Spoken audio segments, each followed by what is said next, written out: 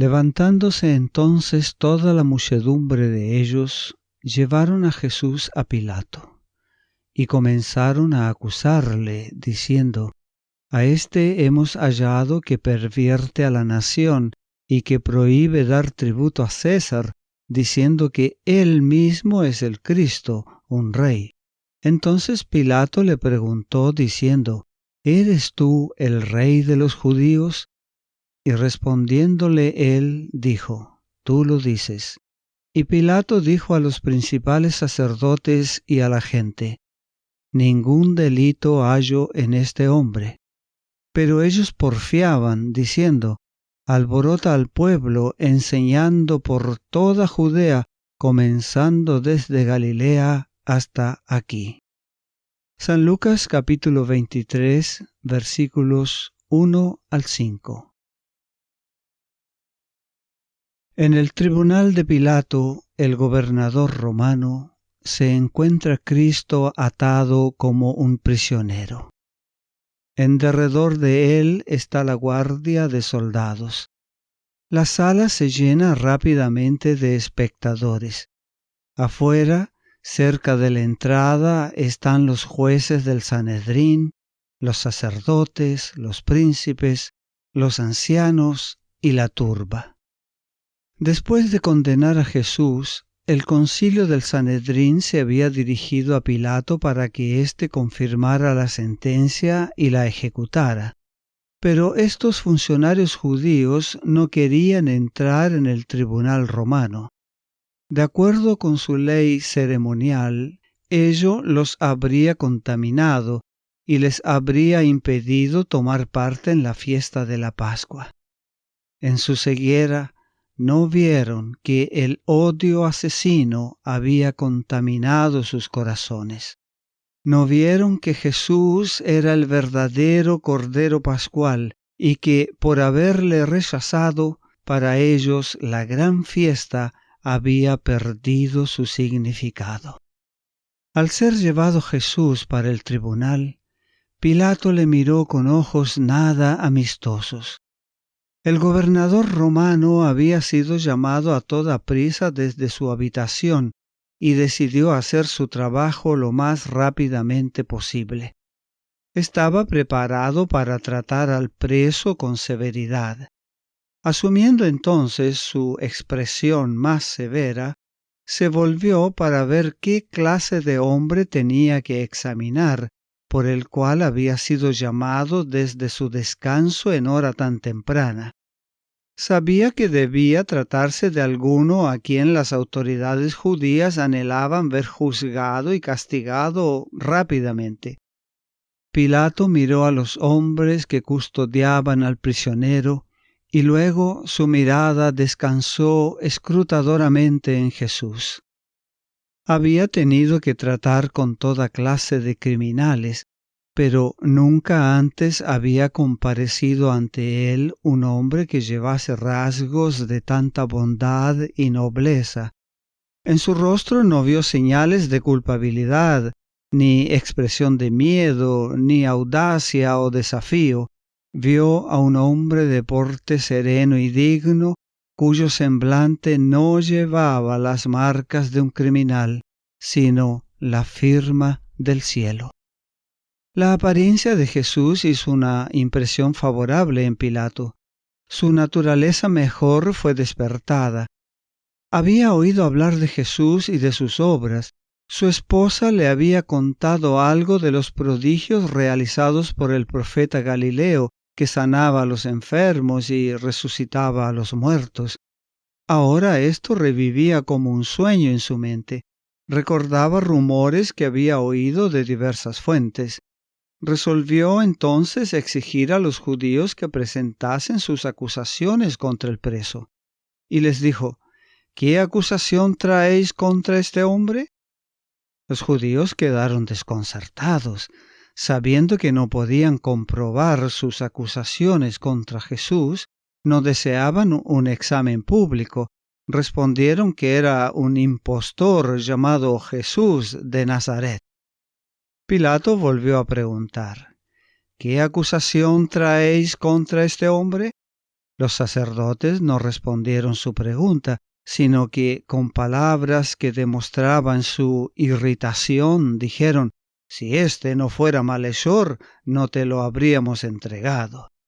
Cuando los miembros del Sanedrín, los primeros hombres de la nación, te traen un hombre que consideran digno de muerte, ¿es necesario pedir una acusación contra él?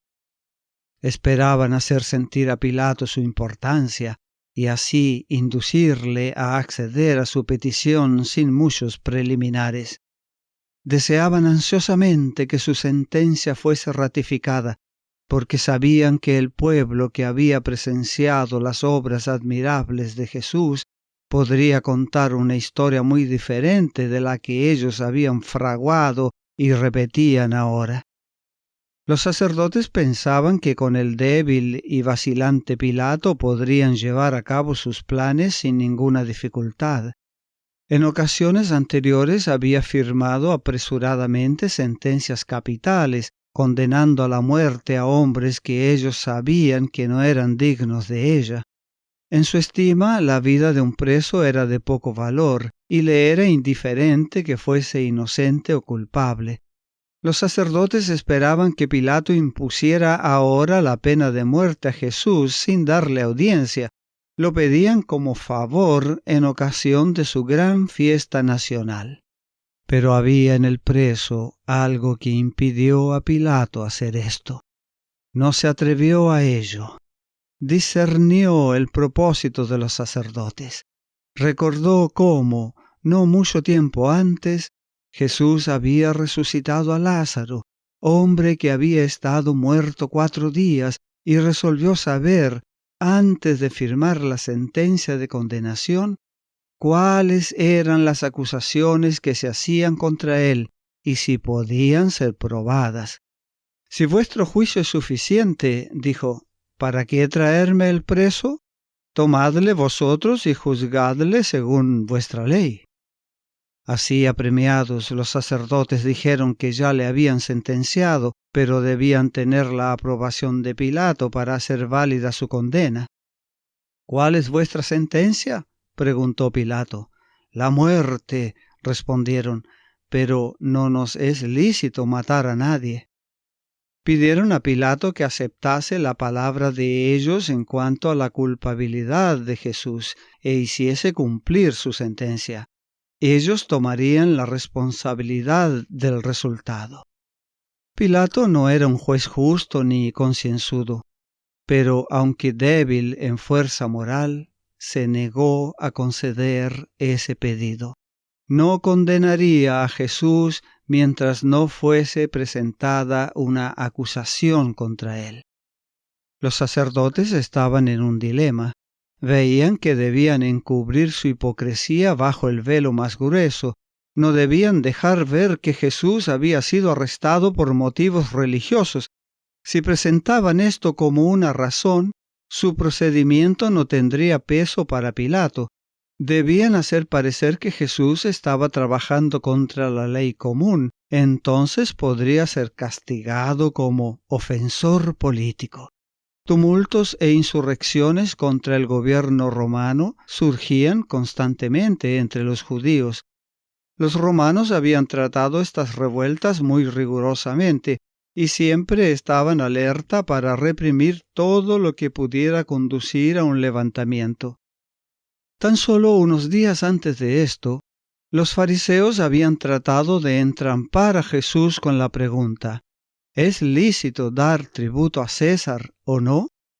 Pero Jesús había desenmascarado su hipocresía. Los romanos que estaban presentes habían visto el completo fracaso de los maquinadores y su desconcierto al oír su respuesta: «Dad a César lo que es de César». Ahora los sacerdotes pensaron hacer aparentar que en esa ocasión Jesús había enseñado lo que ellos esperaban que enseñara. En su extremo apremio recurrieron a falsos testigos y comenzaron a acusarle diciendo: «A éste hemos hallado que pervierte a la nación y que prohíbe dar tributo a César, diciendo que él mismo es el Cristo, un rey». Eran 3 acusaciones, pero cada una sin fundamento. Los sacerdotes lo sabían, pero estaban dispuestos a cometer perjurio con tal de obtener sus objetivos. Pilato discernió su propósito. No creía que el preso hubiese conspirado contra el gobierno romano. Su apariencia mansa y humilde no concordaba en manera alguna con la acusación. Pilato estaba convencido de que un tenebroso complot había sido tramado para destruir a un hombre inocente que estorbaba a los dignatarios judíos. Volviéndose a Jesús, preguntó: ¿Eres tú el rey de los judíos? El Salvador contestó: Tú lo dices. Cuando oyeron su respuesta, Caifás y los que con él estaban llamaron a Pilato a reconocer que Jesús había admitido el crimen del que fue acusado. Con fuertes gritos, sacerdotes, escribas y gobernantes exigieron que fuera sentenciado a muerte. Los gritos fueron repetidos por la muchedumbre y el ruido era ensordecedor. Pilato estaba confundido. Al ver que Jesús no respondía a sus acusadores, Pilato le preguntó: ¿Nada respondes? Mira de cuántas cosas te acusan. Mas Jesús ni aun con eso respondió, de modo que Pilato se maravillaba. San Marcos capítulo 15 versículos 4 y 5. De pie, detrás de Pilato, a la vista de todos los que estaban en el tribunal, Jesús escuchó los insultos, pero no contestó una palabra a todas las falsas acusaciones presentadas contra él. Todo su porte daba evidencia de una inocencia consciente. Permanecía inconmovible ante la furia de las olas que lo golpeaban. Era como si una enorme marejada de ira, elevándose cada vez más, se volcase como las olas del bullicioso océano a su alrededor, pero sin tocarle. Guardaba silencio, pero su silencio era elocuencia.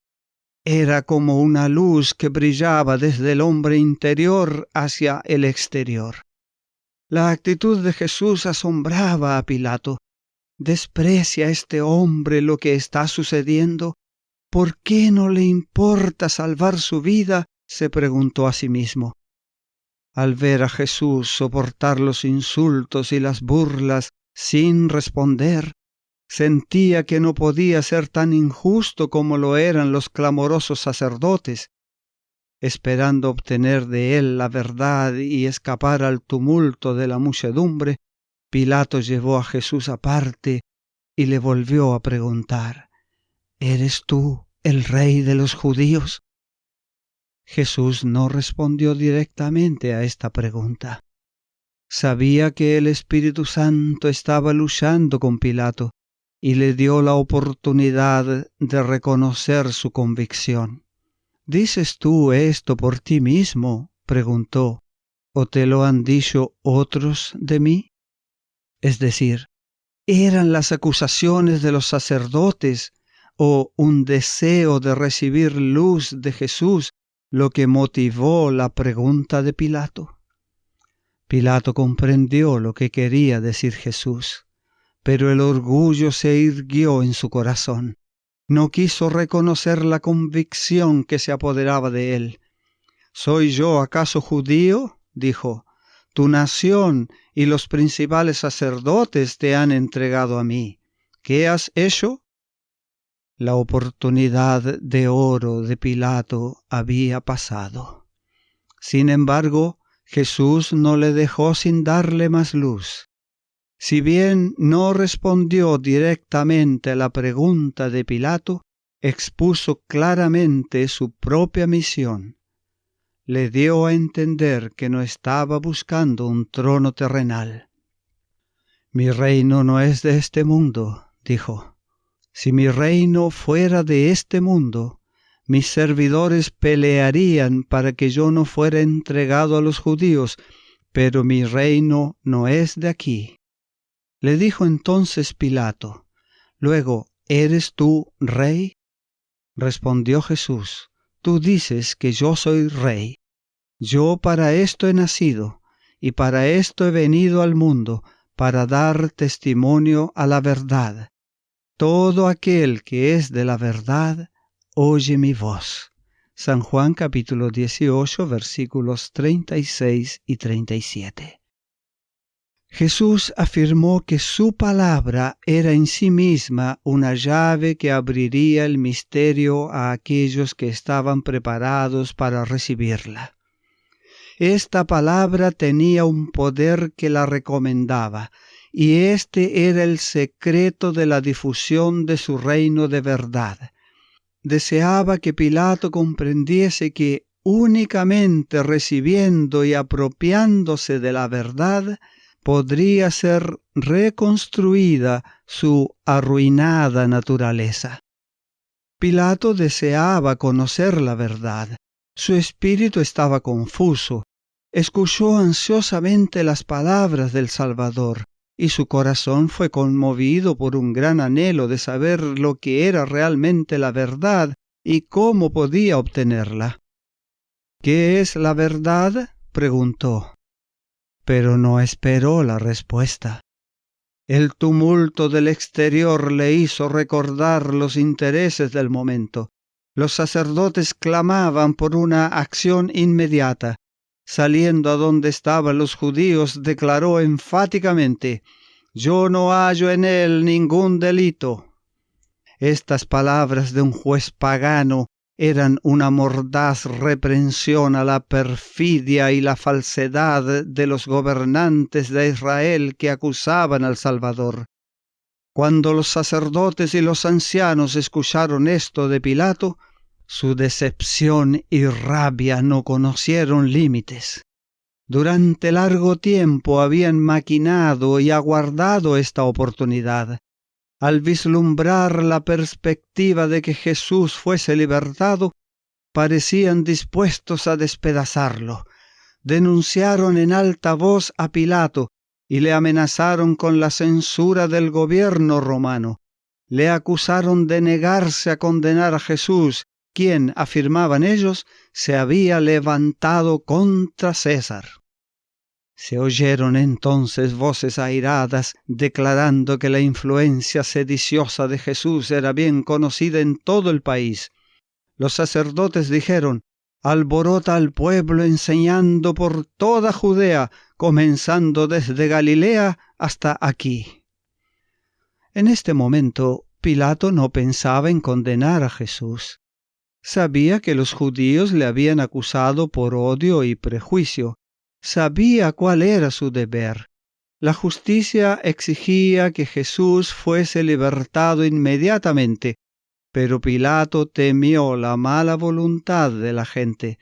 Si se negaba a entregar a Jesús en sus manos, se levantaría un tumulto y él temía enfrentarlo.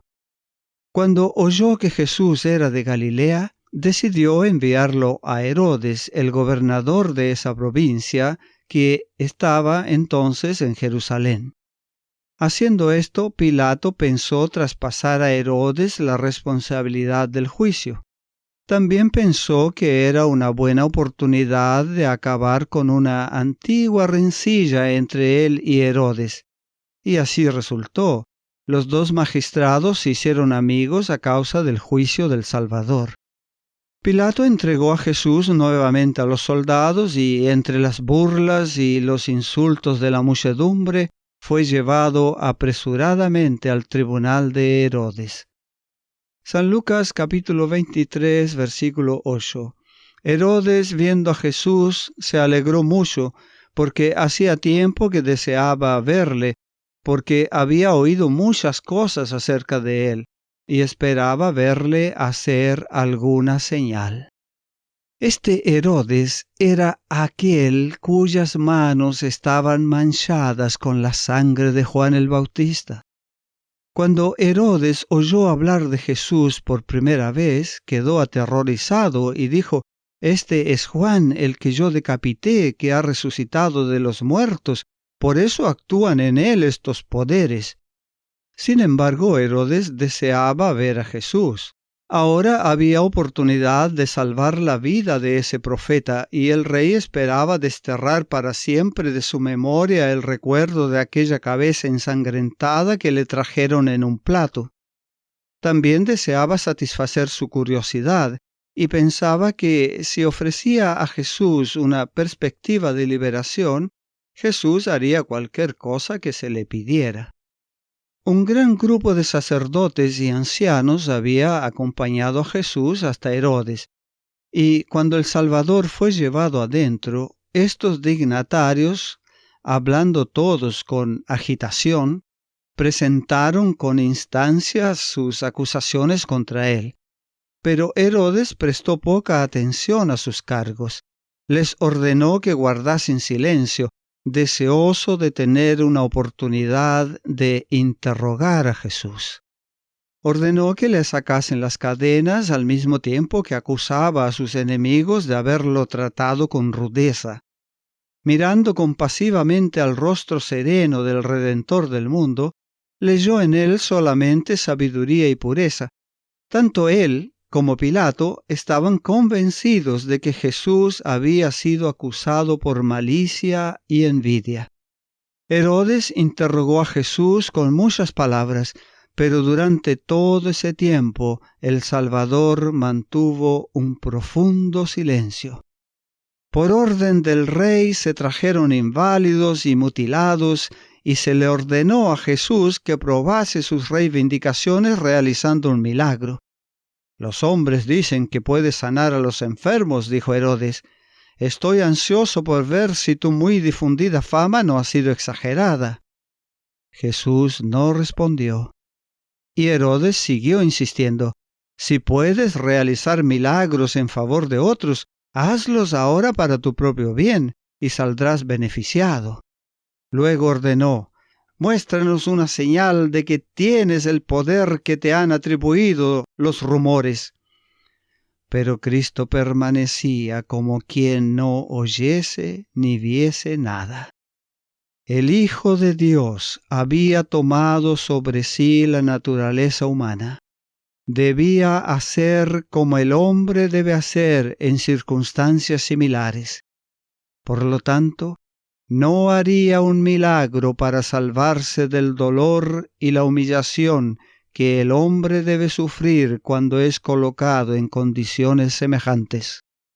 Herodes prometió que si Jesús hacía algún milagro en su presencia, sería liberado. Los acusadores de Jesús habían visto con sus propios ojos las grandes obras realizadas por su poder. Lo habían oído ordenar al sepulcro que devolviera sus muertos, y habían visto a los muertos salir obedientes a su voz. El miedo se apoderó de ellos, temiendo que Jesús hiciese ahora un milagro. De entre todas las cosas, lo que más temían era una exhibición de su poder. Tal manifestación habría asestado un golpe mortal a sus planes y quizás les costaría la vida. Con gran ansiedad, los sacerdotes y gobernantes volvieron a insistir en sus acusaciones contra Jesús. Alzando la voz, declararon: «Él es un traidor, es un blasfemo, realiza milagros por el poder que le ha dado Belcebú, el príncipe de los demonios». La sala se transformó en una escena de confusión, pues algunos gritaban una cosa y otros gritaban otra. La conciencia de Herodes era ahora mucho menos sensible que cuando había temblado de horror al oír a Salomé pedir la cabeza de Juan el Bautista.